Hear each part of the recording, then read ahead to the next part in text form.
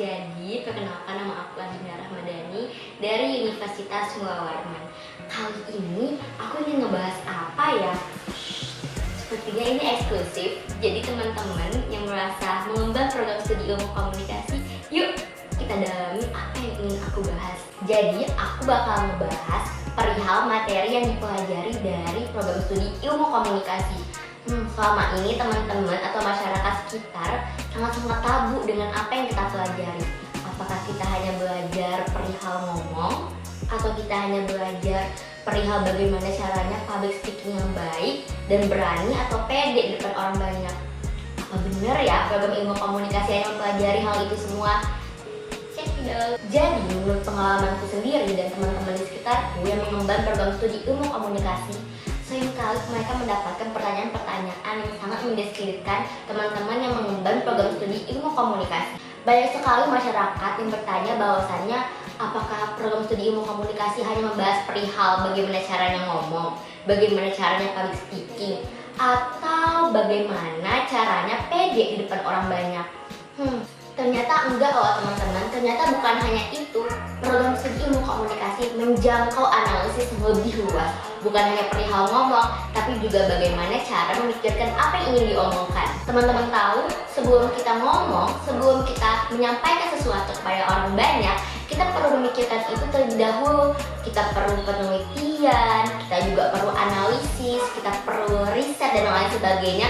Serta perlu kita cari juga bagaimana solving atau jalan keluar dari problem atau isu yang ada di sekitar kita. Jadi ternyata ngomong itu nggak asal ngomong, tapi kita perlu juga memikirkan nilai utilitas yang ingin kita sampaikan kepada orang banyak. Oke, aku punya lagi nih satu information yang perlu aku sampaikan kepada kalian semua, khususnya yang mengemban program studi ilmu komunikasi. Untuk teman-teman yang awam juga nggak apa-apa sih, biar makin tertarik dan senang dengan ilmu komunikasi. Jadi ilmu komunikasi ini adalah program studi yang digadang-gadangkan sebagai program studi yang sangat difavoritkan oleh teman-teman pelajar. Oke, kenapa ya kira-kira? Ini aku kasih tahu alasannya ya. Karena pada 2030 mendatang akan terjadi fenomena bonus demografi bersamaan dengan revolusi industri 4.0. Terus hubungannya dengan ilmu komunikasi apa ya kira-kira? Karena di tahun 2030 saingan kita tuh bukan lagi manusia, tapi ada yang tahu nggak apa? Ya, artificial intelligence. Teman-teman tahu nggak? Jadi pada 2030 mendatang di era bonus demografi atau revolusi industri 4.0, umur produktif itu lebih banyak dibandingkan umur yang tidak produktif, sekitar 16-64 tahun. Teman-teman masuk di antara mananya? Nah, oleh karena itu, dengan adanya nilai atau dengan adanya umur produktif yang lebih tinggi, kenapa kita harus kalah dengan artificial intelligence ya teman-teman? Nah, disinilah peran prodi ilmu komunikasi yang banyak mempelajari bukan hanya perihal ngomong, tapi juga analisis dan critical thinking. Karena critical thinking, analisis, kerjasama, dan juga problem solving tidak bisa dilakukan oleh artificial intelligence, hanya dilakukan oleh manusia. Dan itu khususnya yang mengemban prodi ilmu komunikasi. Ini adalah PR besar untuk pemerintah, bahwasanya mereka harus memperbanyak jangkauan orang-orang yang mampu berpikir kritis, juga mampu menyampaikan apa yang telah mereka analisis dan mereka riset di dalam otak atau di dalam benak mereka. Jadi tentunya teman-teman program studi ilmu komunikasi udah pede banget nih ya, bahwasanya kita bisa survive di masa itu. Tentu aja karena ada 5,1 pekerjaan yang bakal hilang atau bakal tergantikan dengan artificial intelligence. Tapi tidak ada prodi atau ada profesi ilmu komunikasi. Ada teller, ada supir, juga ada sekretaris, bahkan ada dokter guys. Tapi kenapa ilmu komunikasi nggak ada ya? Teman-teman pasti sudah tahu jawabannya. Karena di ilmu komunikasi kita bukan hanya belajar bagaimana cara menyampaikan pesan yang baik dan benar, tetapi juga bagaimana berpikir dan menganalisis apa yang ingin kita sampaikan. Dan itu semua tidak bisa dilakukan oleh AI.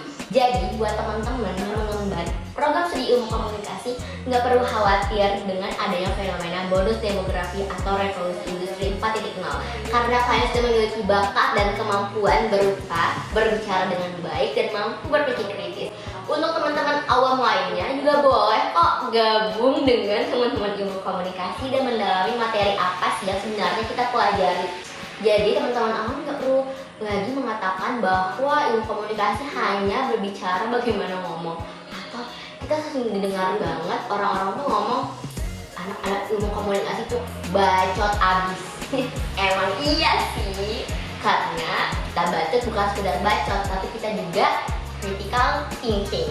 Tapi Din, baru-baru ini ada tuh fenomena bahwa profesi ilmu komunikasi yakni jurnalis atau Miss Ancur digantikan oleh AI.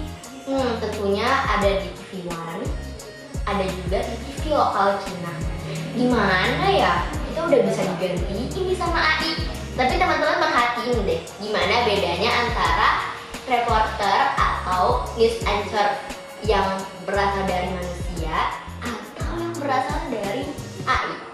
Beda nggak sih? Tentunya beda banget teman-teman.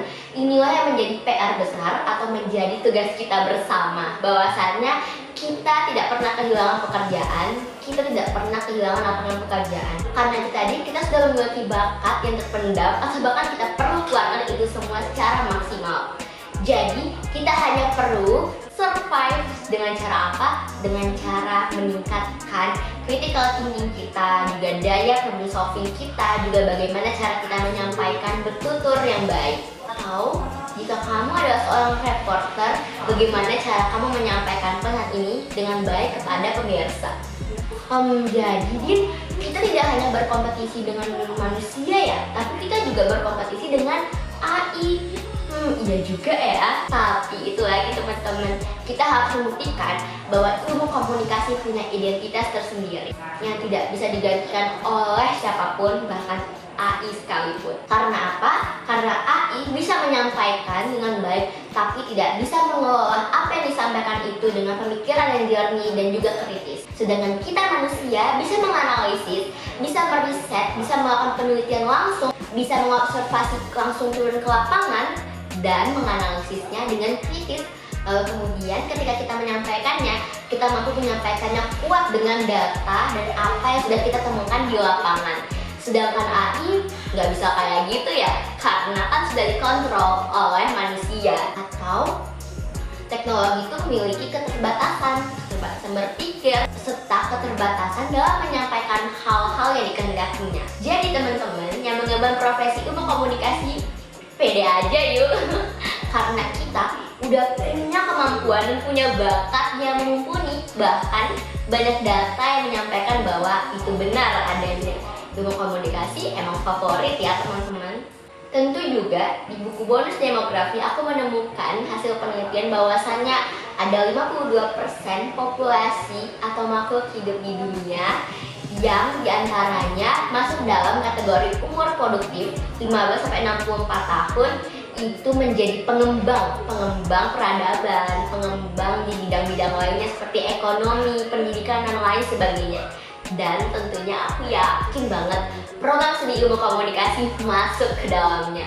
Jadi teman-teman sekarang bisa milih mau masuk di antara 52% itu atau gimana. Tapi aku yakin teman-teman yang mengemban program studi ilmu komunikasi bisa mengembangkan pendidikan dan berbagai jenis bidang lainnya dengan critical thinking dan depth speaking. So what?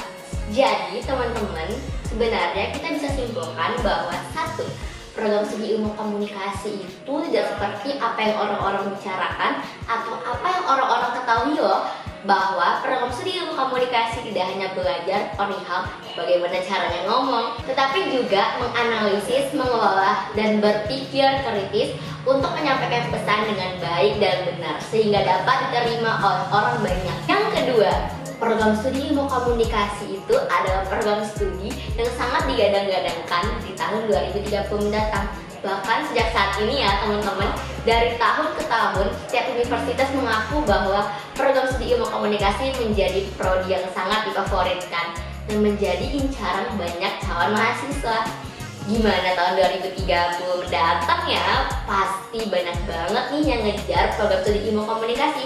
Karena itu tadi, di tahun itu berpikir kritis dan juga bagaimana menyampaikan pesan yang baik dan benar itu sangat-sangat diperlukan. sebagai sesuatu bakat yang harus dimiliki. Kemudian yang ketiga adalah program studi ilmu komunikasi itu istimewa. Emang apa ya istimewanya? Program studi ilmu komunikasi mampu menyaingi artificial intelligence. Karena apa? Artificial intelligence memiliki kemampuan yang sangat-sangat terbatas, sedangkan ilmu komunikasi punya kemampuan atau keluasan dalam menyampaikan sesuatu dan dalam berpikir. Jadi teman-teman yang masih awam dengan program studi ilmu komunikasi, boleh deh ketahui lebih dalam. Teman-teman yang ingin mempelajari perihal bagaimana menyampaikan pesan dengan baik dan bagaimana menganalisis pesan yang ingin disampaikan itu dengan baik, bisa deh belajar sama teman-teman ilmu komunikasi. Karena itu tadi, mereka memiliki privilege untuk belajar itu lebih mudah dan lebih bisa dijangkau. Karena apa? Karena ilmu komunikasi tempatnya.